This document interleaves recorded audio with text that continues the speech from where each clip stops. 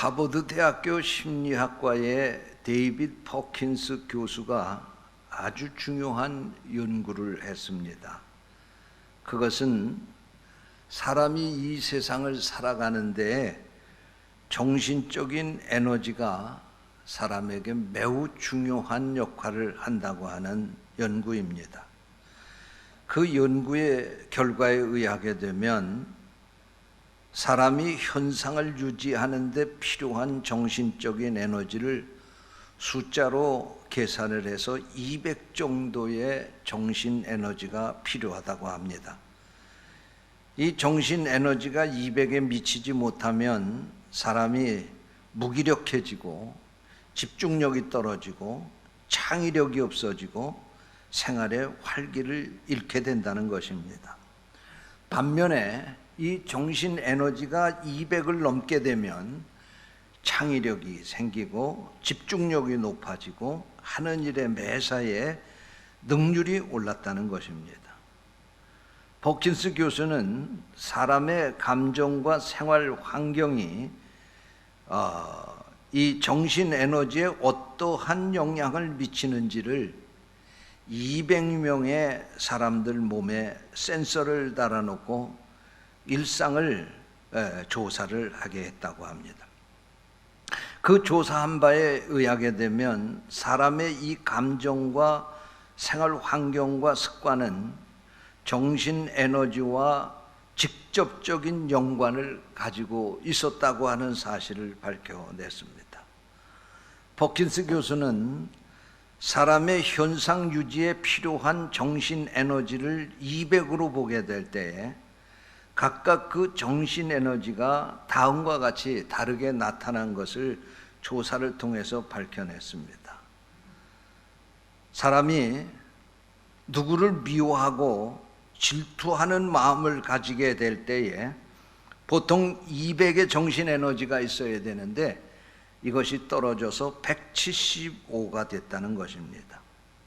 화를 내게 되면 이 정신 에너지가 150으로 떨어지고 욕심을 품게 될 때에는 125로 떨어지고 근심 걱정을 하게 될 때에는 100으로 떨어지고 불평을 하게 될 때에는 75로 떨어지고 절망 가운데 사로잡혀 있을 때는 50으로 이 정신 에너지가 떨어진다고 하는 사실을 조사를 통해서 밝혀냈습니다.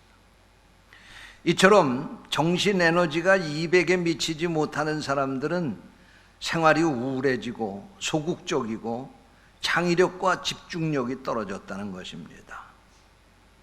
쉽게 포기하고 의욕이 없고 저항력이 떨어져서 병도 더 많이 걸렸다는 것입니다. 반면에 친절한 마음으로 남을 배려하게 될 때 이 정신적인 에너지가 250으로 올라가더라는 것입니다. 어려운 가운데서도 소망을 가지고 미래를 밝게 생각하게 될 때 이 정신 에너지가 310으로 올라가고 앞에서 말씀드린 것처럼 화를 낼 때 정신 에너지가 150이고 미워하고 불평할 때는 75였는데 용서하는 마음을 가지고 평안해할 때에는 350으로 정신 에너지가 올라가고 새로운 것을 깨달았을 때에는 400으로 정신 에너지가 올라갔다는 것입니다. 아하, 하나님이 나를 이렇게 사랑하셨구나. 이런 것을 깨닫게 될 때에 정신 에너지가 400으로 올라갔다는 것입니다. 또한 다른 사람을 사랑하게 될 때 정신 에너지가 500으로 올라가고 기뻐하고 감사할 때에 540까지 올라가더라는 것입니다. 이처럼 정신 에너지가 200이 넘는 생활 습관을 가지고 있는 사람들은 삶에 생기가 있고 창의적이고 집중력이 뛰어났다는 것입니다. 저항력이 생겨서 어떠한 병에도 이기고 건강을 유지할 수 있게 되었다는 것입니다. 200 이상의 정신 에너지를 가지고 있는 사람들은 자신감이 있고 주위의 분위기를 밝게 만들고 또한 병에 걸려도 쉽게 회복이 된다고 하는 사실을 이 조사를 통해서 밝혀냈습니다. 실제적으로 어느 환자에게 있었던 일입니다. 의사가 회진을 하는데 환자의 상태가 아주 심각했습니다.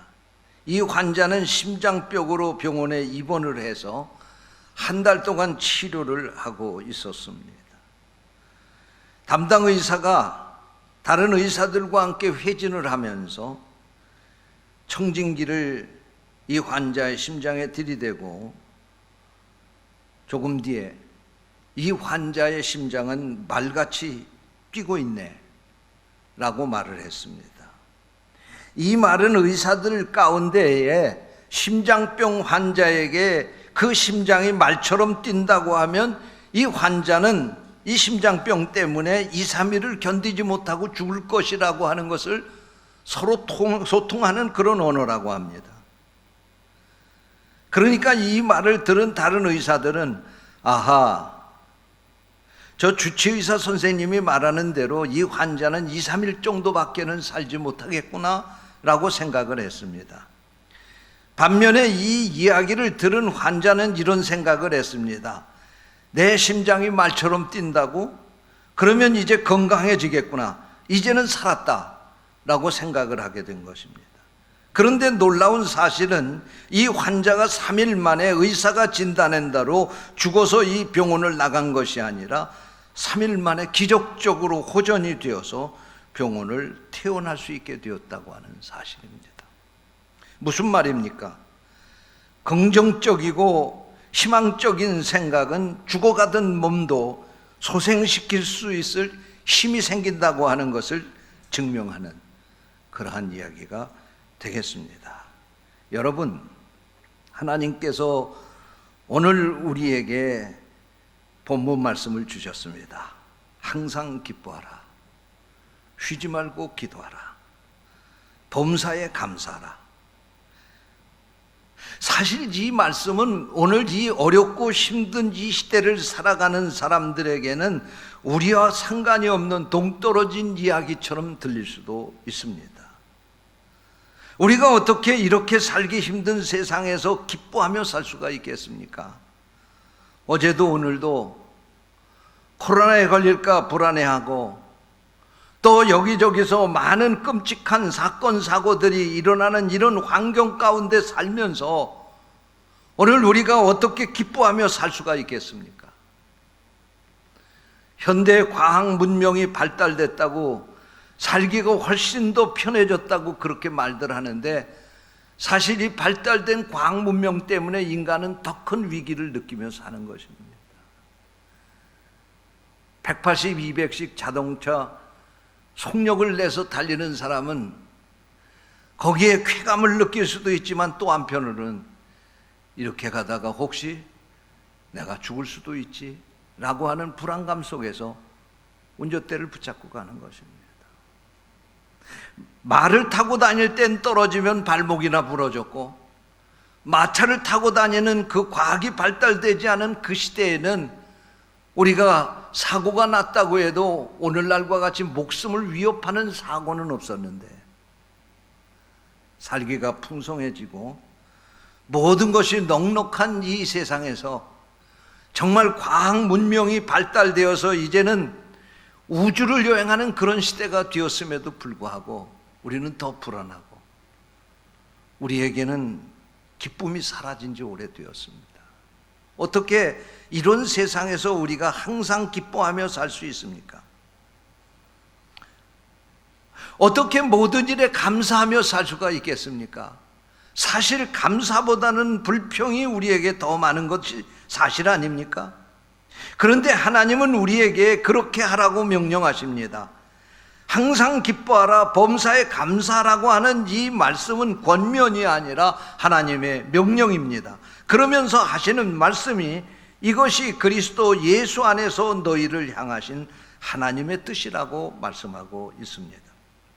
이것이 우리를 향하신 하나님의 뜻이라는 말씀입니다. 항상 기쁘게 사는 것, 어떠한 상황 가운데도 감사하고 사는 것, 이것이 우리를 향하신 하나님의 뜻이라는 말씀입니다. 이 말씀을 바꾸어서 말하면 이것은 하나님께서 우리에게 복을 주시기 위해서 명령하시는 말씀입니다. 항상 기뻐하고 범사에 감사하는 것은 우리의 영과 육이 건강해지고 삶이 복을 받는 비결이기 때문에 하나님께서 우리에게 이렇게 살라고 명령하시는 것입니다. 이렇게 사는 것이 우리가 살아가는 데 있어서 필요한 정신적 에너지를 넘치게 해서 복되게 사는 길이기 때문에 하나님께서 우리에게 이 말씀을 하시고 있다는 말씀입니다. 그러나 우리에게는 항상 기뻐할 수 없고 범사에 감사할 수 없는 약함이 있기에 쉬지 말고 기도하는 가운데서 기쁨과 감사할 수 있는 영성을 키우라는 말씀이기도 한 것입니다. 여러분, 신앙생활에 있어서 3요소가 있는데 그것은 찬양과 기도와 감사입니다. 여러분, 오늘 여러분에게 이 찬양이 있습니까? 여러분에게 기도가 있습니까? 여러분의 감사가 얼마나 있습니까? 혹시 이것이 멈춘 지 오래된 것은 아닙니까? 혹시 이것이 점점 더 희미해져 가고 있는 것은 아닙니까? 오늘 이 시간에 이 말씀을 통해서 자신의 믿음을 한번 점검해 볼 수 있는 시간이 되시기를 주님의 이름으로 축원합니다. 저는 오늘 이 시간에 본문 말씀을 가지고 이것이 하나님의 뜻입니다, 이런 제목으로 말씀을 전하겠습니다. 성령께서 이 말씀을 듣는 우리를 깨우쳐 주시기를 원합니다. 첫째로, 항상 기뻐하는 것이 하나님의 뜻입니다. 오늘 본문 여기 16절 말씀에 보니까 항상 기뻐하라, 그렇게 말씀을 하고 있습니다. 이 말씀은 원하는 것이 성취되었을 때만 기뻐할 것이 아니라 어려움이 있을 때도 기뻐하라는 말씀입니다. 힘든 일이 있을 때도 기뻐하라는 말씀입니다. 내 생각대로 내가 계획한 대로 되었을 때 기뻐하는 것이 아니라 그렇게 되지 않았을 때에도 기뻐하라는 말씀입니다. 사실 이러한 기쁨은 우리의 감정을 통해서 나타날 수가 없습니다. 이것은 성령께서 우리의 마음속에 기쁨을 주실 때만이 이 기쁨이 우리에게 넘쳐나게 될 줄로 믿습니다. 여러분에게 이런 기쁨을 주시기를 주의 이름으로 축원합니다. 노벨 문학상을 수상한 존 스타인백의 소설 가운데 진주라는 제목의 소설이 있습니다. 이 소설의 내용은 이렇습니다. 어느 바닷가에서 진주 조개를 잡으며 사는 한 가난한 키노 부부가 있었습니다. 이 키노 부부는 가난해서 사실 사랑을 하고 결혼식을 하고 그리고 가정을 이루어 살아야 되지만 너무 가난해서 결혼식을 올릴 비용도 없었습니다. 그래서 서로가 사랑을 하고 결혼식을 올리지 못하고 동거하며 살고 있었습니다.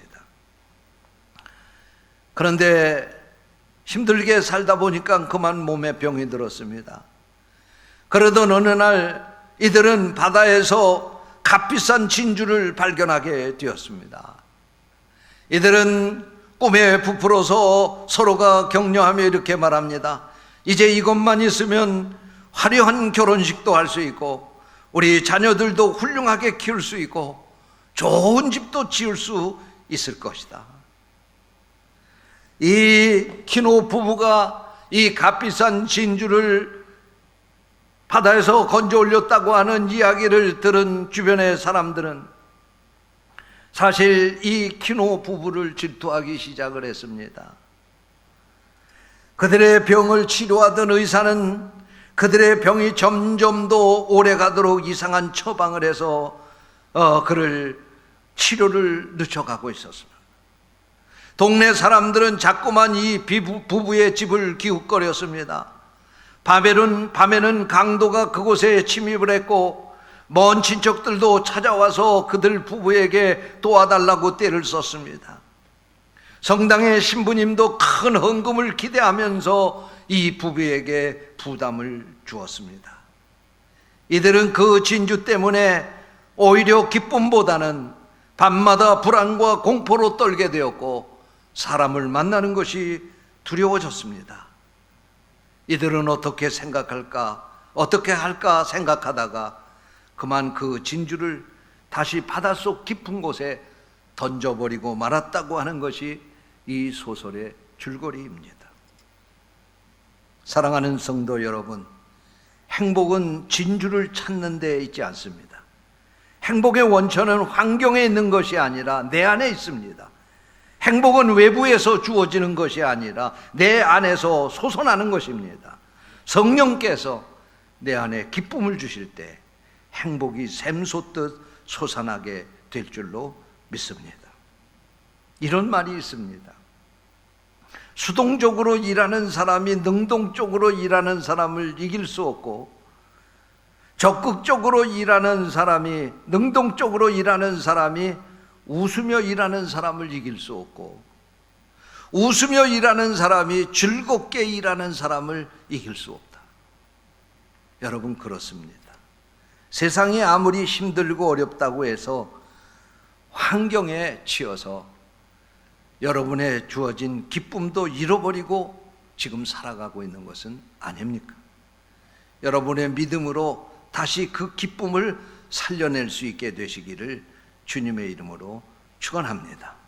우리의 환경이 아무리 힘들고 어렵다 할지라도 바로 그 환경 속에 주님이 함께 하심을 보시기 바랍니다. 세상이 모두 나를 버렸다 할지라도 지금도 변함없이 나를 붙들고 계시는 하나님이 계신 것을 믿으시기 바랍니다.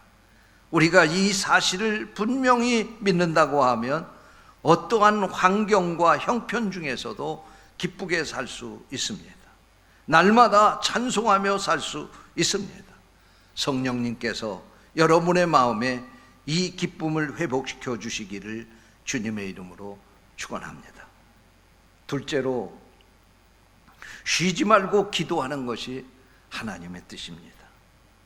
예수님께서 겟세마네 동산에서 제자들과 함께 기도하실 때 제자들에게 당부하시기를 시험에 들지 않도록 깨어 기도하라고 말씀하셨습니다. 그러나 제자들은 잠이 들어 기도하지 못해서 결국은 시험에 빠지고 말았습니다. 그런데 성경을 보게 되면 마태복음과 마가복음에서는 이 제자들이 눈이 피곤해서 잠들었다고 그렇게 기록을 합니다. 그리고 누가복음에 보면 이 제자들이 슬픔 때문에 잠들었다고 그렇게 기록을 하고 있습니다. 이것이 무슨 말씀입니까? 기도하기 싫어서 제자들이 기도한 것이 아니라 하지 못할 이유가 있었다는 말씀입니다. 그 이유가 무엇입니까? 피곤해서 기도하지 못했다는 말씀입니다. 예수님을 떠나보내야 하는 슬픔이 너무 크기 때문에 기도할 수 없었다는 말씀입니다. 그럼에도 불구하고 주님은 그들에게 시험에 들지 않도록 깨어 기도라고 말씀하셨는데, 바로 이것은 우리의 환경과 우리의 주어진 형편들은 우리의 기도를 멈추게 하지만, 그럼에도 불구하고 우리 성도들은 그러한 가운데서도 기도함으로 그 환경을 극복해야 된다는 말씀입니다. 여러분, 세상을 살아가는 데에는 두 가지 방법이 있습니다. 하나는 지식이나 기술이나 경험으로 사는 것이고, 또 하나는 하나님의 도우심을 구하는 것입니다. 하나님은 여러분들이 날마다 무릎 꿇고 하나님의 도움을 구하기를 원하십니다. 실제적으로 이런 역사가 있었습니다. 미국에서 베트남 전쟁이 일어나게 될 때에 당시에 미국의 대통령이 존슨 대통령이었는데, 이때 미국은 자신들이 개발한 신무기를 가지고 이 베트남전에 참전을 했습니다. 그리고 쉽게 이 베트남전을 승리로 이끌 것이라고 생각을 했습니다. 그러나 12년 동안 이 베트남전을 치렀지만 결국은 미국이 패전으로 베트남은 공산화가 되고 말았습니다. 그런데 1990년 8월에 중동에서 걸프 전쟁이 일어났습니다. 이때 미국의 대통령은 부시 대통령이었습니다. 이 부시 대통령은 걸프 전쟁이 일어났다고 하는 소식을 듣고 백악관의 빌리 그레함 목사님을 초청했습니다. 그리고 이틀 동안 그 백악관에서 이 빌리 그레함 목사님과 함께 기도를 하고 이 걸프 전쟁에 참여하는 것을 결정하게 되었다고 합니다. 미국이 이 걸프전에 참여한 지 4일 만에 이라크에게 빼앗겼던 쿠웨이트 땅을 다시 되찾게 되었고 성전을 하게 되었습니다. 무슨 이야기입니까? 여러분, 우리가 인생을 살아가는데 지식도 중요하고 기술도 중요하고 경험도 중요하지만 이것보다도 더 중요한 것은 하나님의 도움을 구하는 것이라는 말씀입니다. 사랑하는 성도 여러분, 어떠한 형편 가운데서도 여러분이 세상을 살아가는 방법은 하나님께 도움을 구하는 것이 되시기를 주님의 이름으로 축원합니다. 우리가 쉬지 않고 하나님 앞에 기도하면 반드시 하나님은 우리의 손을 들어주실 줄로 믿습니다. 우리가 쉬지 않고 기도하면 하나님은 반드시 우리의 삶에 합력해서 선을 만들어 주시고 우리의 삶을 축복으로 인도해 주실 줄로 믿습니다. 아무리 지식이 있고 기술이 있고 경험이 있고 능력이 뛰어나다 할지라도 기도하는 사람을 이길 수는 없습니다. 왜냐하면 기도하는 사람은 하나님이 도우시고 하나님이 역사하시기 때문입니다. 사랑하는 성도 여러분, 날마다 여러분 삶 속에 기도가 쉬지 않는 삶이 되시기를 주님의 이름으로 축원합니다. 셋째로, 범사에 감사하는 것이 하나님의 뜻입니다. 오늘 본문 18절 말씀에 범사에 감사하라고 말씀을 하고 있습니다. 이 말씀은 모든 일이 잘 될 때에도 감사해야 되지만 오히려 환난이나 핍박 속에서도 하나님께 감사해야 된다는 말씀입니다.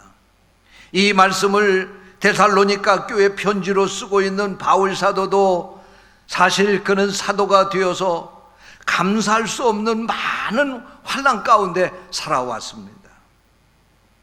그럼에도 그는 항상 하나님께 감사하며 살았습니다. 감옥에 갇혔을 때에도 하나님께 감사했습니다. 그가 돌에 맞을 때에도 그의 생명이 끊어져 갈 때에도 그는 하나님께 감사하며 살았습니다. 굶주릴 때에도 그는 하나님께 감사했습니다. 그는 죽었다 살아날 때에도 항상 하나님께 감사했습니다. 그러면서 그는 오늘 이 데살로니가 교회 성도들에게도 너희들도 이렇게 감사하라고 가르치고 있는 것입니다. 사실 바울 사도가 이 데살로니가 전서를 쓰고 있을 당시에 데살로니가 교회는 말할 수 없는 핍박으로 고통을 당하고 있던 때였습니다.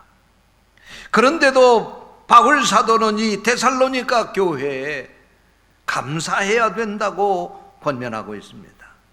왜냐하면 믿음 안에서 살게 될 때 환난은 환난으로 끝나는 것이 아님을 바울 사도는 너무나도 잘 알았기 때문입니다.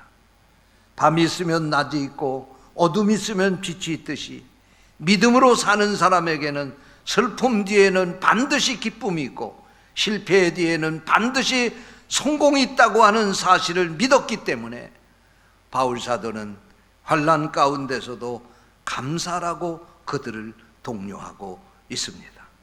하나님은 모든 것을 합력해서 선을 이루어 가신다고 하는 사실을 믿었기 때문에 바울 사도는 그들에게 환난 가운데 원망하거나 불평하지 말고 오히려 하나님께 감사하라고 가르치고 있는 것입니다. 사랑하는 성도 여러분, 여러분의 삶이 힘들고 어렵습니까? 오히려 그럴 때에 더 하나님께 감사할 수 있게 되시기를 바랍니다. 하나님은 그 고난 뒤에 더 큰 축복을 준비하고 있다고 하는 사실을 믿으시기 바랍니다. 그러므로 믿음 안에 사는 사람은 감사한 만큼 축복받고 감사한 만큼 행복해지는 것입니다. 여러분의 삶 속에 날마다 감사가 넘쳐날 수 있게 되시기를 주님의 이름으로 축원합니다. 하나님께서 여러분에게 여러분의 그 심령 속에 성령을 보내주셔서 여러분의 눈에 감사의 안경을 씌워주시고 여러분의 마음속에 모든 것이 감사로 넘쳐날 수 있도록 축복해 주시기를 축원합니다. 여러분, 감사하면 마귀도 쫓겨나고, 감사하면 불행도 쫓겨나고, 감사하면 더 큰 감사의 조건이 생긴다는 사실을 믿으시기 바랍니다. 그러므로 믿음으로 사는 사람에게는 감사가 언어가 되어야 하고, 감사가 습관이 되어야 하고, 감사가 생활이 되어야 합니다. 구약 하박국서를 보게 되면 하박국 선지자가 세상이 불공평한 것을 원망을 하면서 불평을 하게 됩니다. 절망감 속에 사로잡혀서 자신의 삶의 자리를 하나님께 고발을 하고 있습니다. 그런 그가 하나님을 만나게 되었습니다. 하나님의 뜻을 깨닫게 되었습니다. 이 현실의 이 자리가 하나님이 자기에게 주신 영원한 자리가 아니라고 하는 사실을 깨닫게 되었습니다. 오히려 이것이 전화위복의 계기라고 하는 사실을 그는 깨닫게 되었습니다. 그리고 이렇게 노래합니다. 비록 무화과 나무가 무성치 못하며 포도나무가 열매가 없으며 감람나무에 소출이 없으며 밭에 먹을 것이 없으며 우리의 양이 없으며 외양간에 소가 없을지라도 나는 여호와로 말미암아 즐거워하며 기뻐하리로다. 무슨 말씀입니까? 여러분, 우리에게 모든 것이 다 없어져도 우리가 여호와 하나님을 붙잡으면 우리는 결코 실패가 아니라는 말씀입니다. 불행이 아니라는 말씀입니다. 하박국에게는 주변의 환경이 마침 바뀐 것이 아니었습니다. 그가 하나님을 만나고 그 마음이 바뀌어지니까 그의 절망적인 상황이 오히려 하나님께 감사할 수 있는 상황으로 바뀌어지게 되었다는 말씀입니다. 저는 저와 우리 교회 모든 성도들이 이 어려운 시대를 살면서 하나님이 성령으로 여러분의 마음속에 기름 부어주셔서 오히려 이러한 환경 가운데서도 감사가 넘치는 삶을 살 수 있게 되기를 주님의 이름으로 축원합니다. 사랑하는 성도 여러분, 오늘 우리 신앙의 위기가 무엇입니까? 사업에 실패한 것입니까? 가난한 것입니까? 건강을 잃어버린 것입니까? 저는 아니라고 생각합니다. 이것보다도 더 큰 위기가 있는데 그것은 우리 속에 있어야 할 기쁨이 사라지고 기도가 멈춰버리고 감사가 줄어든 것이 우리 신앙의 위기라고 그렇게 생각합니다. 여러분, 하나님의 뜻은 지금 여러분의 환경이 어떻다 할지라도 항상 기뻐하며 찬양하고 쉬지 않고 기도하며 범사에 감사하며 살기를 원하시는 것, 이것이 바로 하나님의 뜻입니다. 이 하나님의 뜻대로 사는 성도들이 되시기를 주님의 이름으로 축원합니다. 기도하겠습니다. 하나님 아버지, 오늘 우리에게 말씀을 주시고 말씀을 통해서 이 어려운 환경 가운데서도 우리가 항상 기뻐하고 쉬지 말고 기도하고 범사에 감사하며 사는 것이 하나님의 뜻이라고 하는 사실을 다시 한번 깨닫게 해주시니 감사합니다. 하나님의 뜻대로 사는 우리 부평제일교회 모든 성도들 되게 하여 주옵소서. 주님의 이름으로 간절히 기도하옵나이다. 아멘.